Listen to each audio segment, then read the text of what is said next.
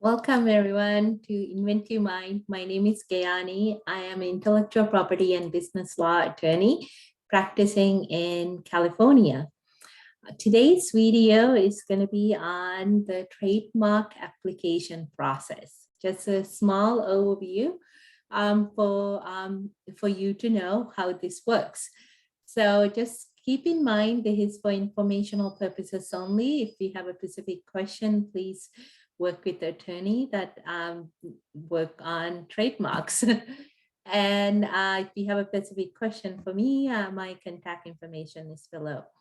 So trademark process, a lot of times I work with a lot of startups and entrepreneurs in addition to other businesses, but they will come and they have never done a trademark before. So I thought I will put this video together kind of as a primer so you understand before you go talk to attorney or, file your trademark. So with the trademark, I'm recording this in 2022 in January. So some of this information may change. Just keep in mind because the videos are going to be up on my channel. Always check for the most up-to-date information at the USPTO.gov website. They will have that information. And these are trademark process for United States, of course, and for other countries, you want to look in trademarks are basically national rights. So just because you have a trademark in US doesn't mean you have the rights in like Canada or Mexico or Europe. You will have to file a trademark application in those countries that you want to get a trademark in. So, and I said Europe, European countries, I meant. So with that, I will just go into the process. So when you come to file an application with me, for like an attorney like me, first thing I will tell you is, so after the consult is basically to get a search report. The reason we do a search report is because we want to see what other similar marks that might be in the registered already that can cause issues, or if there's other marks out there that can cause an issue for you. So that is part of the filing process because it helps you to understand and strategize ahead of time. You have two ways you can file a trademark. This is actually, there's another video I have done on this list. I will link to that talk about the 1A and 1B filing, meaning you could file a trademark while you have already been using the mark and been using it for a couple of months or a couple of years. Doesn't matter, you're filing it on 1A in use.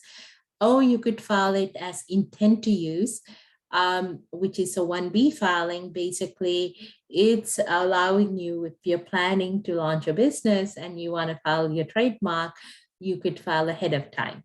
And the process, of course, slightly differs based on where, if you file a 1A or 1B. So when you come to file the trademark, you get the search report, we go through that and we put the application together. In that process, your attorney will ask you for specimens, meaning if you're doing a 1A filing, you will need to show how you're using the mark with the services or goods that you are claiming. So there's other video on here that I have done where that talk about there's 45 categories, there's 35 goods and 10 services categories that you could register under.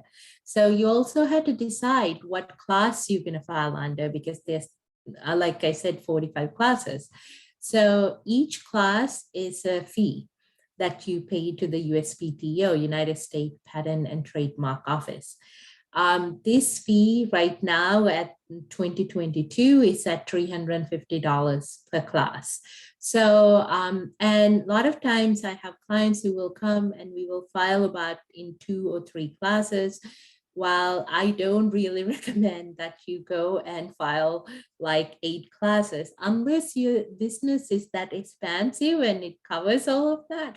a lot of times it will make sense when I have a client, let's say, that is a business that is also providing goods or merchandise. You will fall under the services they are doing. Let's say they are doing consulting, so it will be like class 35. And their merchandise, they have like t-shirts or some other things that could fall under class 25. So those are two classes. So you will make that decision based on talking with your attorney. And then you also need to decide, like I said, if you already been using it, you had to provide the specimens. If you don't have it and you're not haven't launched it, then you will file under 1B where you don't have to provide that.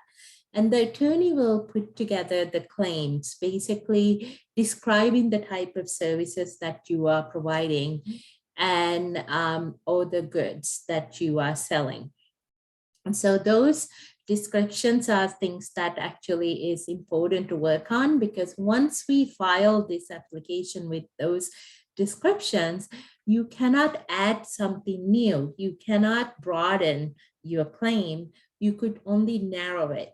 So that's why I say it's very important to make that decision ahead of time, because let's say somehow you file for a certain set of services, but then you think of these other services you are also planning to provide or providing.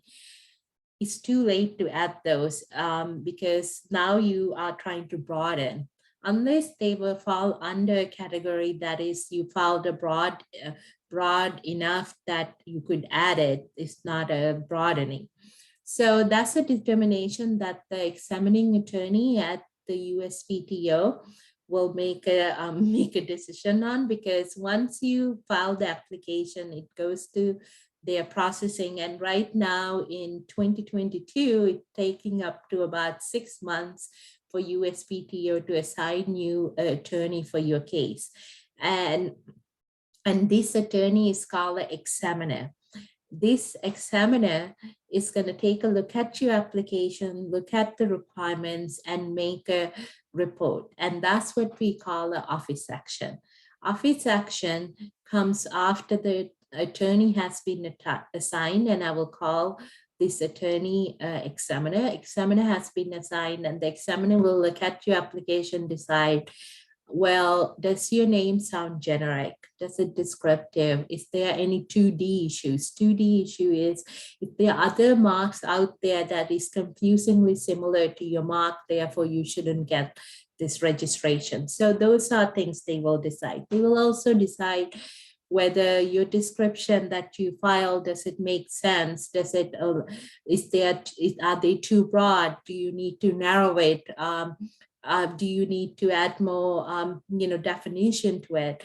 They can also make objection as to if you haven't disclaimed something, if you're using a common name, let's say you say San Diego Consulting, you haven't disclaimed the word consulting, they will ask you to disclaim that word.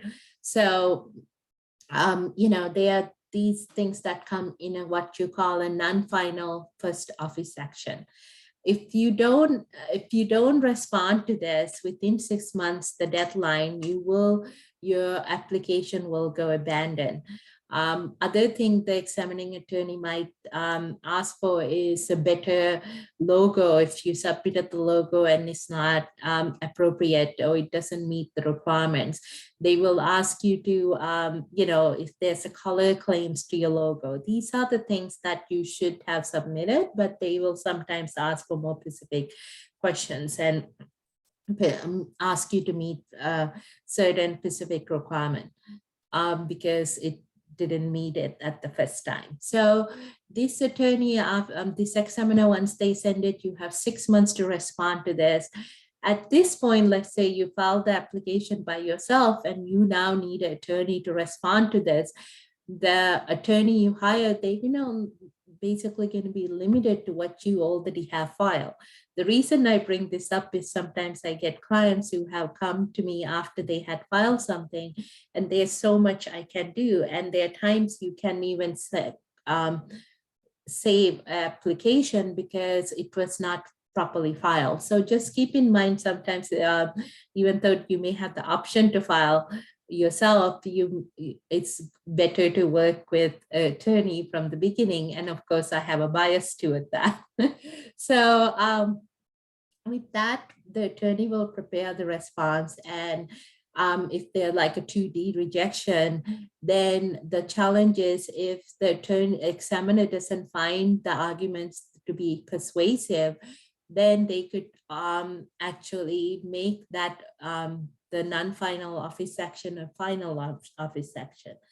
If you are able to overcome and meet the requirements, then you will get to the next step, which is basically, it will have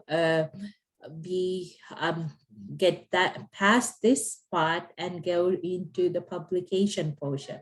Because once it's the examiner have determined you have met all the requirements, now it's going to be published in the official gazette that comes out every Tuesdays, I believe. And it get published, so anybody out there can make an opposition if there's an issue, and your application is filed for 30 days for opposition. Once you get past that 30 days of opposition, then the examining attorney will issue the notice of allowance. At this point, though, if the notice of allowance is issued and you had filed a 1A, then it should go forward. You have get the registration in mail in next couple of weeks to a month, depending on their processing time. However, if you have filed a 1B filing, which means you intend to use, at this point, you have 6 months from the notice of allowance to file your specimens of statement of use and the specimens. Now, remember, even in the beginning, one thing I should mention, when we file the application, the examining attorney can take a look at your application and the specimens and reject the specimens, saying they do not meet the requirements of the specimens that need to be submitted. There are specific specimen requirements that you could find on the USPTO website. So you may want to take a look at those so you don't create more work for yourself. If